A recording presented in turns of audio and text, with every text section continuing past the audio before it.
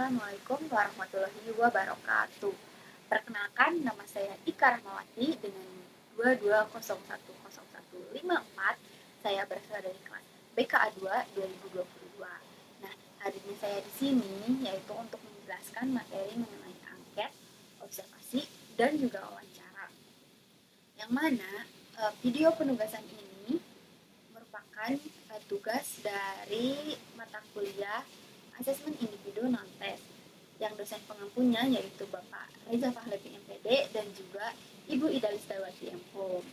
Nah, langsung saja pada materi pertama yang akan saya jelaskan yaitu mengenai angket. Nah, jadi angket itu merupakan instrumen yang digunakan untuk mengumpulkan informasi.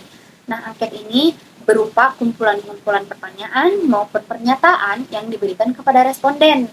Nah, yang kemudian hasil dari data angket tersebut itu dapat membantu konselor dalam memberikan layanannya secara lebih optimal dan juga dapat menjadi bahan pengambilan keputusan yang tepat. Lalu ada jenis-jenis angket nih. Ada 3 jenis angket. Yang pertama itu ada angket terbuka atau open questionnaire, di mana terdapat pertanyaan atau pernyataan terbuka yang memberikan kebebasan kepada responden untuk menjawabnya itu sesuai pendapatnya atau sesuai keinginannya. Contoh dari pertanyaan angket terbuka ini seperti ini. Bagaimana pendapatmu tentang mata pelajaran bahasa Indonesia? Nah, dari situ siswa dapat menjelaskan opininya atau pendapatnya secara bebas tentang pertanyaan tersebut. Lalu ada jenis angket yang kedua, yaitu angket tertutup atau closed questionnaire. Yaitu kebalikan dari angket terbuka, di mana pertanyaan atau pernyataan yang diungkapkan itu atau ditujukan itu tertutup dan tidak memberikan kebebasan kepada responden untuk menjawabnya secara bebas gitu. Jadi dibatasi. Nah, angket tertutup ini contoh pertanyaannya tuh seperti apakah kamu menyukai pelajaran bahasa Indonesia? Nah, lalu akan ada opsi di bawahnya, ya ataupun tidak. Hanya sebatas itu. Lalu yang ketiga itu ada angket semi terbuka atau semi open questionnaire. Nah, jadi jenis yang ketiga ini adalah penggabungan dari angket terbuka dan tertutup, di mana jenis pertanyaannya itu seperti apakah kamu menyukai mata pelajaran bahasa Indonesia? Ya, tidak, dan jelaskan alasannya. Jadi selain menjawab iya dan tidak, dijelaskan juga alasan kenapa siswa ini menyukai pelajaran bahasa Indonesia atau alasan mengapa siswa ini tidak menyukai pelajaran bahasa Indonesia. Seperti itu.